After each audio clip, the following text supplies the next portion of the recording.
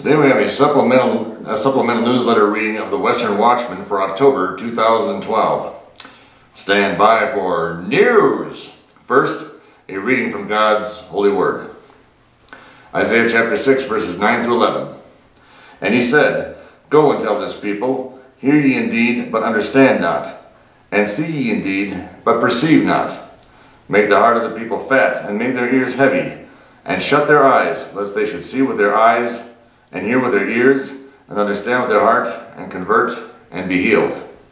Then said I, Lord, how long? And he answered, Until the cities be wasted without inhabitant, and the houses without man, and the land be utterly desolate. Unlike other newsletters, this is a short expose on a topic few people in America take notice as they watch the news, read the news, or go online for the news. And in the end, we have the most misinformed, undiscerning citizens living in America since the nation was founded. Few believe the Bible is relevant toward explaining the rapid changes most traditional sources of news avoid. For the topic presented, this letter will consider 3 examples. The former Denver Rocky Mountain News, the late Mr. News, Paul Harvey, and the late one-time CBS News anchor, Walter Cronkite. These entities will exemplify the title of this letter called The Death of News.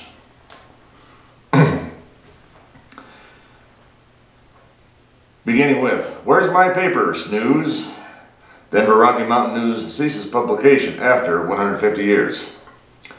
Frequently quoted from past Western Watchman newsletters, the Rocky Mountain Snooze ceased publication February 27, 2009, after a year of uncertainty about its future due to a weakened financial condition. Owner Scripps Newspapers decided the Denver market could no longer support 2 competing daily newspapers, leaving the Denver Post-Nap as the city's only major daily. For many years, the oft-conservative News was an effective counterbalance to the liberal Post. Since 2001, when the Denver newspaper organizations underwent their last major marketing shuffle, the News took a decided jump to the left of center, at times almost matching the liberal posts in the Post. Some in Denver have complained that this move made the News just another liberal rag, identical to the seemingly unchangeable Post. Moreover, reading both Denver dailies has become a hard project for the serious reader, with more op-ed pieces by liberal and entertainment commentators and less news. As other American big city dailies such as the Minneapolis Star-Tribune, the Chicago Tribune, the New York Times, and the Fargo Forum crumble under debt, the Denver newspaper problem is not unique. Still, with genocide in several African nations and threats of war elsewhere, including the ongoing shooting war along the American frontier with Mexico, the News seemed more content to focus on pop-ed, touchy-feely journalism, including the latest blab about Denver socialites or Hollywood misfits like Britney Spears and Tom Cruise. Finally, there is one major newspaper in America that speaks favorably about the nation of Israel while that nation defends itself against hostile Islamic nations seeking its destruction while surrounded on all sides except the Mediterranean Sea. Page 2. News in Denver died long before the News did. No longer are newspapers used as sounding boards to inform or warn American citizens of political corruption or impending danger from enemy foreign powers, but rather are purveyors of propagandized praise for wealthy, narcissistic autocrats, corrupt politicians, and political systems. And this should remind every American that while some newspapers are here to stay, the only source of truth and genuine news is contained in God's chronicle known as the Bible. This best-selling book has withstood the test of time, and the news it contains is as timely today as the day it was written. It is forceful in its content and will remind the reader that its author always means what he says. Psalm 119, verse 89, Hebrews chapter 4, verse 12. Stand by for news. Paul Harvey goes home. The evening of February 20, 2009, I was overland traveling on the 123-mile Flagstaff to Phoenix run south of Munns Park, Arizona, and pick up the powerful signal of KOA Radio 850 from Denver. At the top of the hour, ABC Radio announced that Mr. News, Paul Harvey, passed away in Arizona earlier that same day at the age of 90. No cause of death was provided. His wife Angel passed away less than a year earlier, so if there is a reason for his passing, it is this: he wanted to go home to be with the Lord and be with Angel.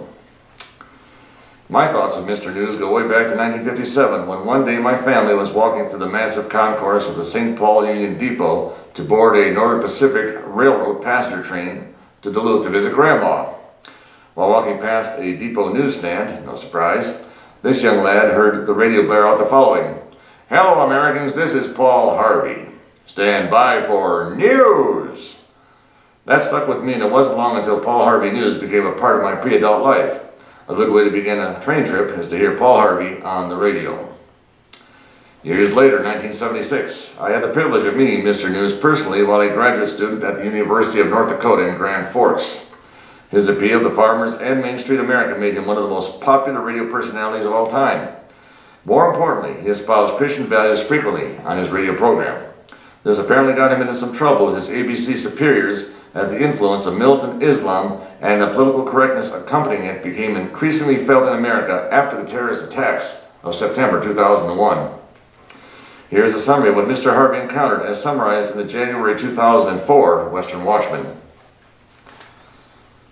Mr. News in retreat? WorldNet Daily, December 10, 2003. Paul Harvey issued a second-hand conciliatory statement yesterday suggesting Islam is a religion of peace. Last week, a political action group called the Council on American Islamic Relations, page 3, contended Harvey defamed Islam December 4th by asserting the religion encourages killing. It's true, by the way, like it or not. Moreover, from Information Radio News, December 24th, General Electric was reportedly bowing to pressure from this Islamic Council by removing itself from the list of sponsors for Paul Harvey News. My comment at that time was, on Christmas Day 2003, I personally emailed Mr. News a note of encouragement, stating if they, the Islamic Council, against whom the comments were directed, can't take the heat, then they should get out of the kitchen. As you know, we are commanded in Ephesians chapter 6 to stand against the forces of spiritual wickedness. Perhaps Mr. News should change to a news affiliate that allows him to relay truth, outside of the shadows of political correctness. Conclusion: do right and risk the consequences. Perhaps Paul Harvey entered paradise in a manner similar to the Apostle Paul in 2 Timothy chapter 4, verses 7 through 8. I have fought a good fight. I have finished my course. I have kept the faith. Henceforth there is laid up for me a crown of righteousness, which the Lord, the righteous judge, shall give to me in that day, and not to me only, but unto all that love his appearing.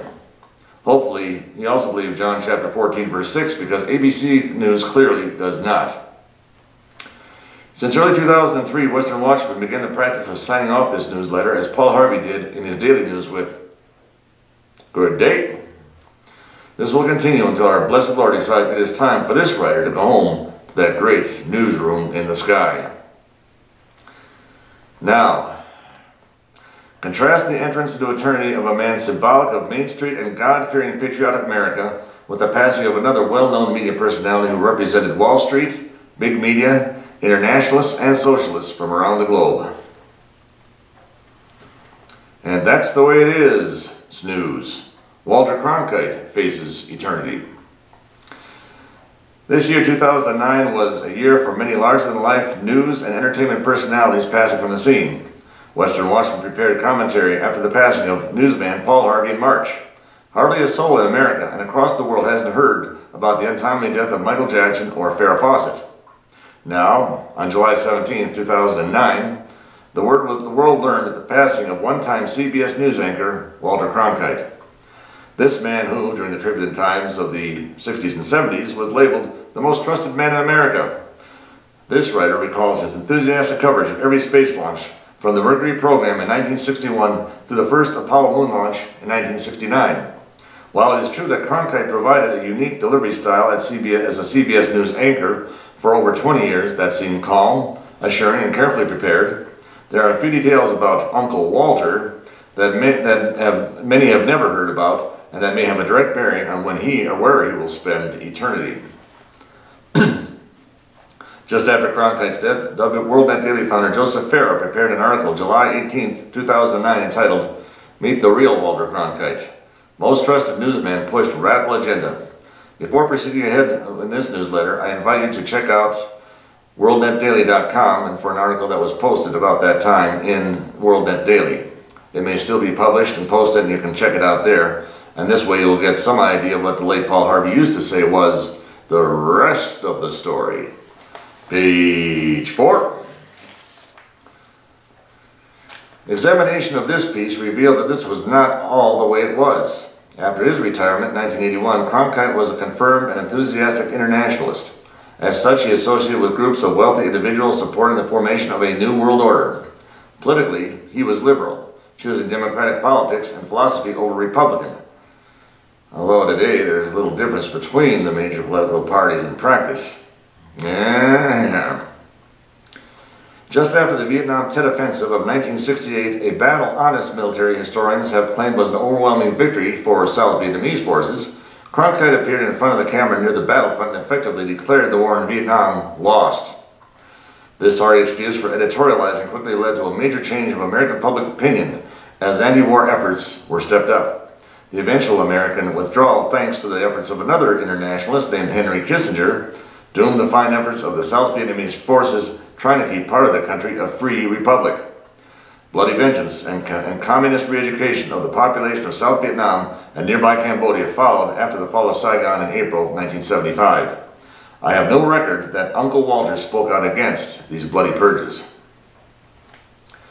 His political bent against Jews and Christians became apparent later. He despised the existence of the Jewish state of Israel and in typical internationalist fashion repeatedly supported a two-state solution to the illegal occupation of the biblical heartland of Judea and Samaria, otherwise known as the West Bank, by a Palestinian minority whose religious and political objectives include the destruction of the Jewish state of Israel. Several years ago, this writer reviewed a Cronkite speech against followers of Jesus Christ. In this speech, Cronkite called fundamentalist Christians terrorists, similar to the Taliban, Al-Qaeda, or Wahhabi fundamentalists of the Muslim religion. Interestingly, the current Secretary, Department of Homeland Security and former Governor of Arizona, Janet Napolitano, quoted almost verbatim Uncle Walter's presentation in a recent DHS policy address, adding veterans to this list. Interestingly how evil spirits spread this manure around. God gave Walter Cronkite a lifespan of 92 years to get his heart and soul ready to meet his Maker. As far as Western Watchman knows, he remained intractable to the end. As long as a person has life, he has opportunity to come to Jesus. However, Jesus said that straight is the gate and narrow the way leading to eternal life, and few would find it. Matthew chapter 7, verses 13 to 14. And that's the way it is. So the conclusion, the death of news. It does little good to see how a modern American media establishment will do much to slow or eliminate the present downward decline in America. It is also unlikely that, short of revival, the church in America will accomplish anything to arrest its downward slide deeper into apostasy. In God's Chronicle of the Bible, we read these words from 2 Chronicles chapter 7, verse 14. "If my people, which are called by my name, shall humble themselves, and pray, and seek my face, and turn from their wicked ways, then will I hear from heaven, and will forgive their sin, and will heal their land." If not, the true saint of God has this in his or her future. "For the grace of God that bringeth salvation hath appeared unto all men, teaching us that, denying ungodliness and worldly lusts, we should live soberly, righteously, and godly in this present world, looking for that blessed hope and the glorious appearing of the great God and our Savior, Jesus Christ." Titus chapter 2, verses 12 through 13. Because Jesus is coming soon. Good day.